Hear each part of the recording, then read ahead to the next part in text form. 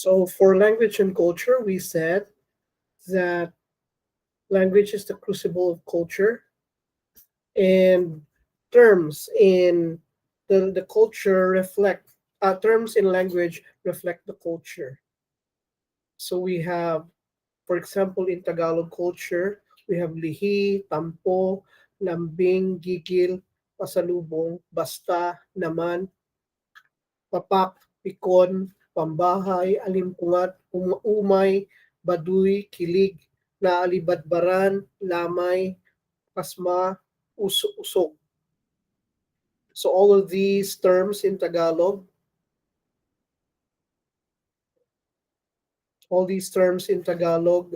reflect Tagalog culture.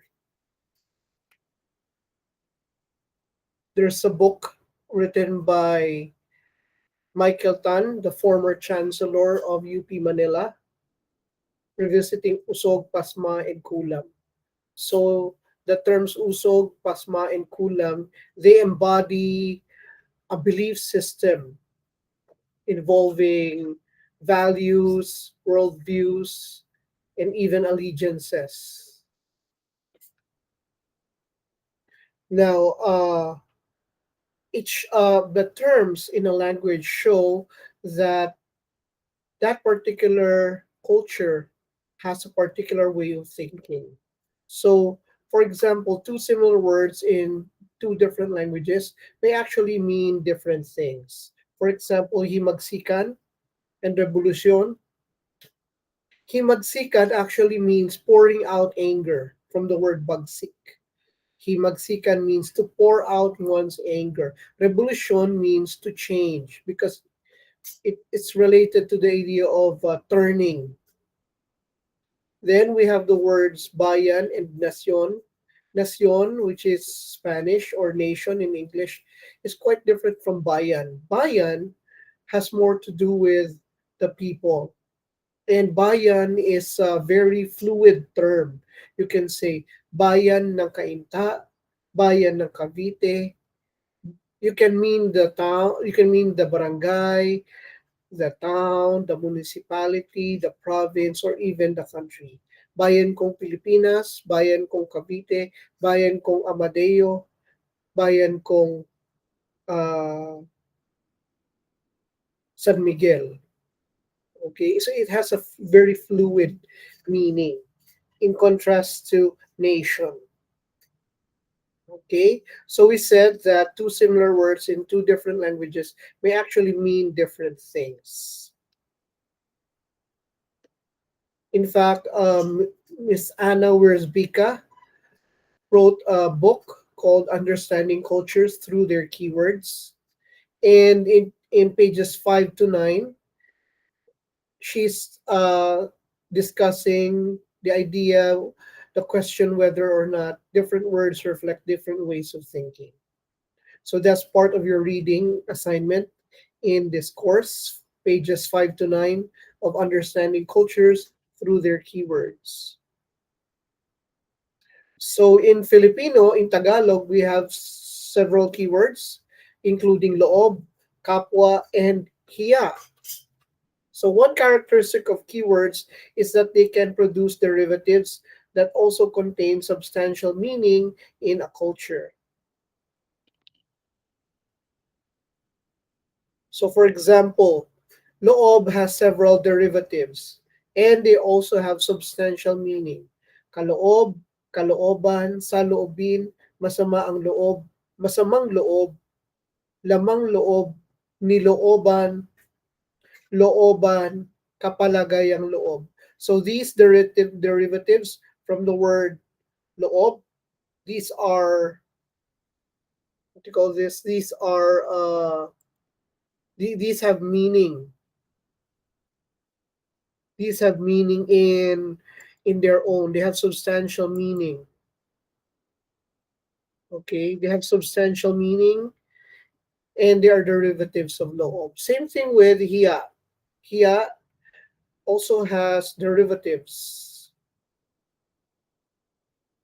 Okay, nahihiya, nakakahiya, napahiya, walang hiya, winalang hiya, and kahiya-hiya. So one characteristic of keywords is that they have derivatives that have substantial meaning on their own. Okay. Now, in the LMS, you also have another reading assignment related to key terms, which is laman and sama as keywords in Tagalog. Laman and sama as keywords in Tagalog. So this is a reading assignment part of your assessment. No need to take notes. Keywords can also serve as a unifying concept for other closely related concepts. Again, keywords can also serve as a unifying concept for other closely related concepts. For example, we have the term kapwa. Kapwa, according to Virgilio Enriquez, is a core concept in Filipino social psychology.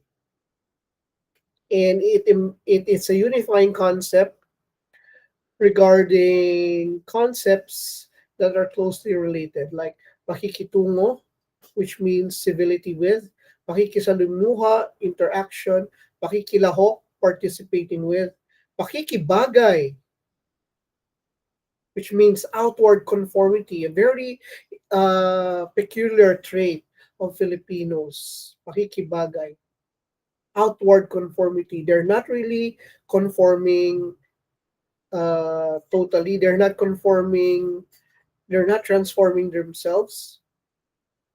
They're just doing it for the sake of smooth social interactions.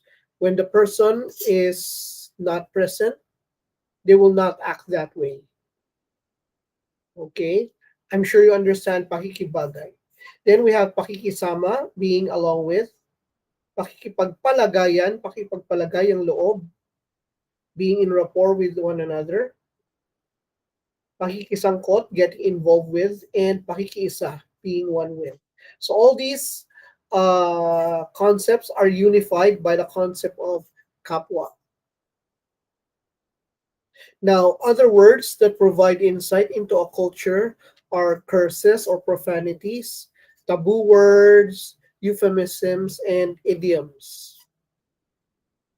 So, for example, uh, English speakers have different ways of cursing somebody. Filipinos have different ways of cursing somebody.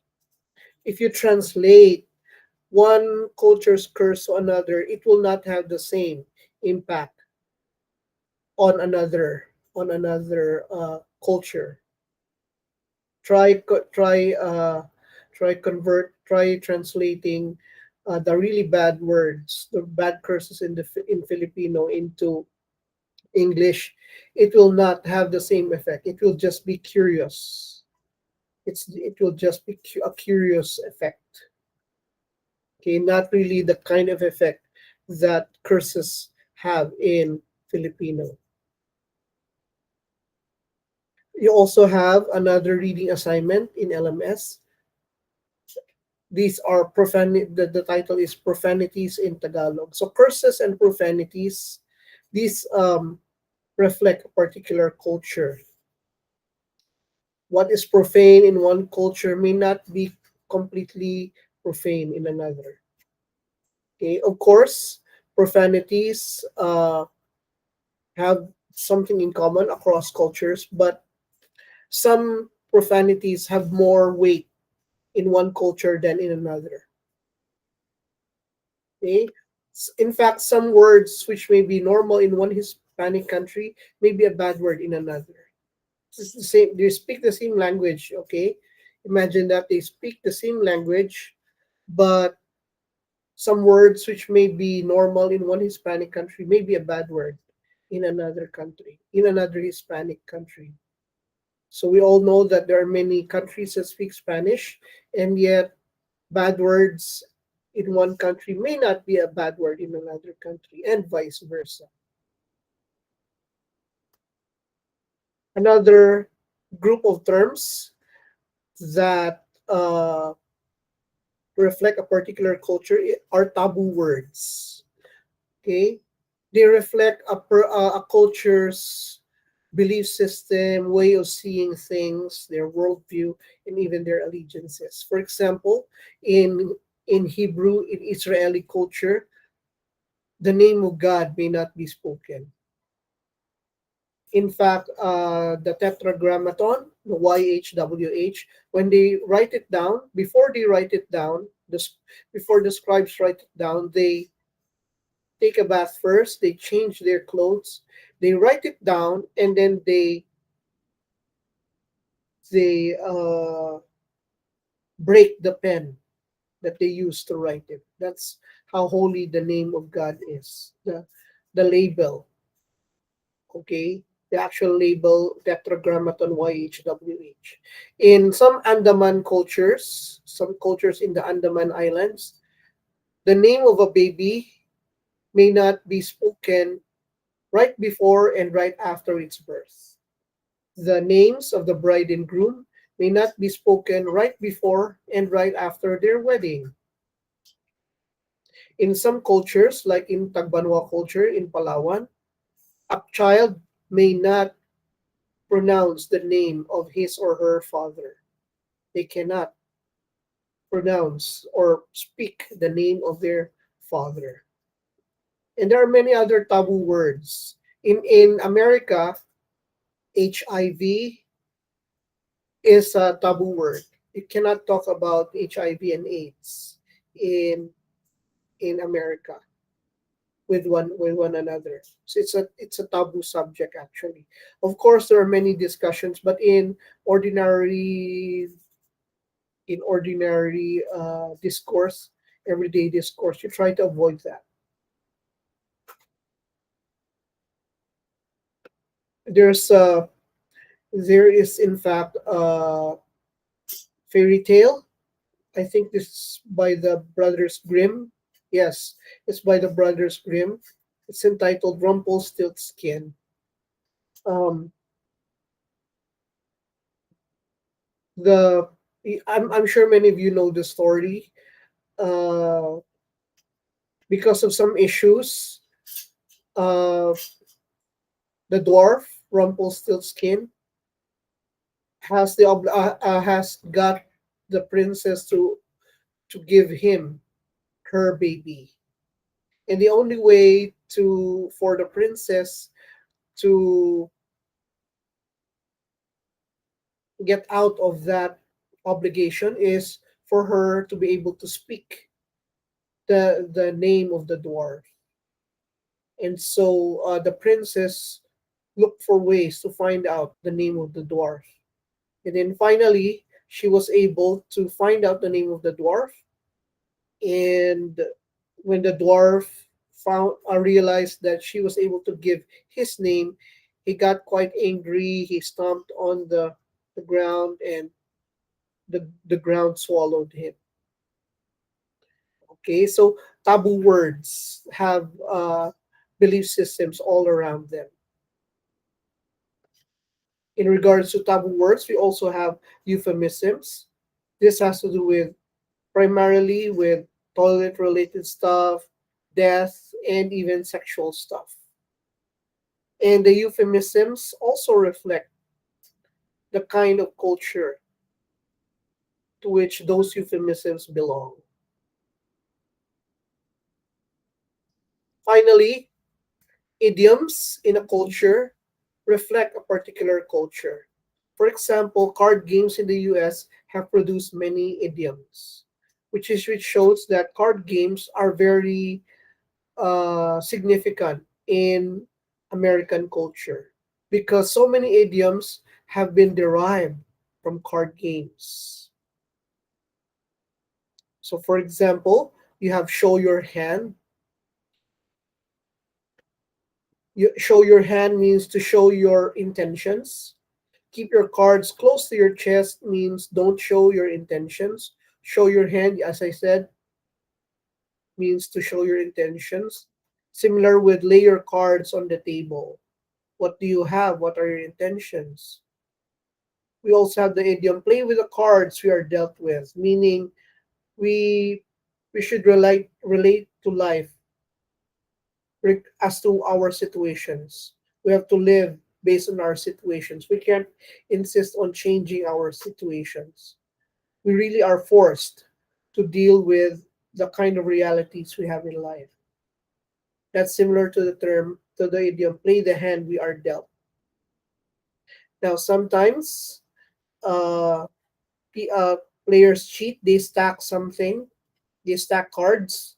So when you say the deck is stacked against us, life, the situations in life are stacked against us.